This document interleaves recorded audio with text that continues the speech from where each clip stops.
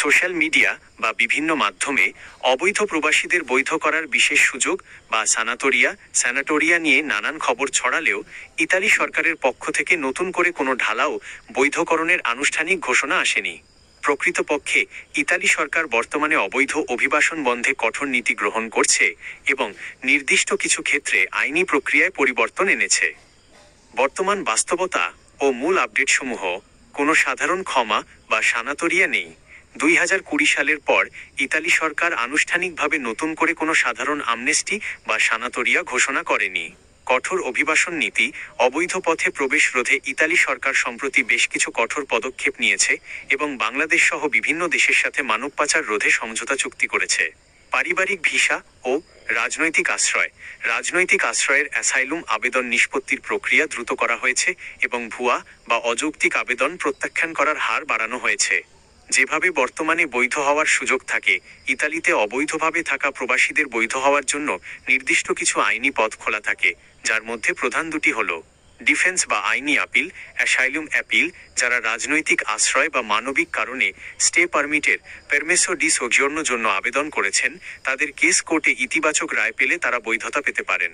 Sponsorship বা ফ্লুসি, ডিক্রেটো ফ্লুসি: ইতালিতে অবস্থানরত অবৈধ প্রবাসীরা সরাসরি এই কোটায় আবেদন করতে পারেন না, তবে দেশে থাকা অবস্থায় কাজের ভিসার কোটায় আবেদন করে বৈধভাবে ইতালিতে প্রবেশের সুযোগ থাকে। সতর্কতা: সামাজিক যোগাযোগ মাধ্যমে দালাল বা এজেন্সির অনুকাল সানাতোরিয়া চালু হয়েছে সংক্রান্ত বুঝবে কান দিয়ে কোনো প্রকার অর্থ লেনদেন করবেন না। যে কোনো তথ্যের জন্য ইতালির স্বরাষ্ট্র মন্ত্রণালয়, মিনিস্টেরো ডেল ইন্টারনো বা রোমে বাংলাদেশ দূতাবাসের অফিসিয়াল ঘোষণা লক্ষ্য রাখা উচিত। ইতালির নির্দিষ্ট কোনো ভিসা, রেসিডেন্স পারমিট, পারমিসো বা আইন সংক্রান্ত বিষয়ে আরও বিস্তারিত জানতে চান? ইতালি সরকার সম্প্রতি সেখানে থাকা অনিয়মিত বা অবৈধ অভিবাসীদের জন্য বেশ কিছু গুরুত্বপূর্ণ ও স্বস্তিদায়ক পদক্ষেপ গ্রহণ করেছে। মূলত দেশটির বিভিন্ন খাতে শ্রমিক সংকট মেটাতে এবং অভিবাসীদের বৈধ ধারায় নিয়ে আসতে এই ব্যবস্থাগুলো নেওয়া হচ্ছে। ইতালি থেকে অবৈধ প্রবাসীদের জন্য সম্প্রতি আসা মূল সুখবরগুলো নিচে দেওয়া হলো: 1. নিয়মিতকরণ, স্যানাটোরিয়া, রেগুলারাইজেশন সংক্রান্ত আলোচনা। ইতালির কৃষি খাত, নির্মাণ খাত এবং পারিবারিক সেবা, ডোমেস্টিক ও কেয়ারগিভার ক্ষেত্রে শ্রমিকের তীব্র সংকট দেখা দেওয়ায় অনিয়মিতদের বৈধ করার জন্য সরকারের ওপর চাপ বাড়ছে।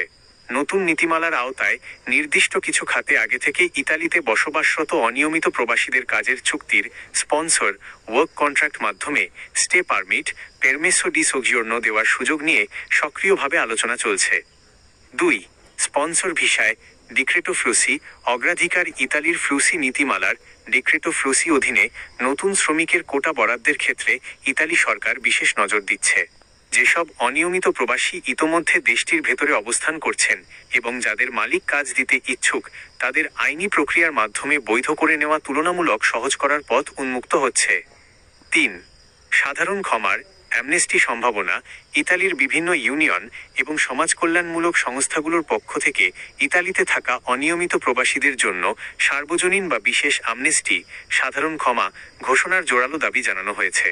এর মূল উদ্দেশ্য হল কাগজপত্রহীন প্রবাসীদের অর্থনৈতিক ও আইনি সুরক্ষার আওতায় এনে তাদের দিয়ে সরকারি রাজস্ব বাড়ানো। 4.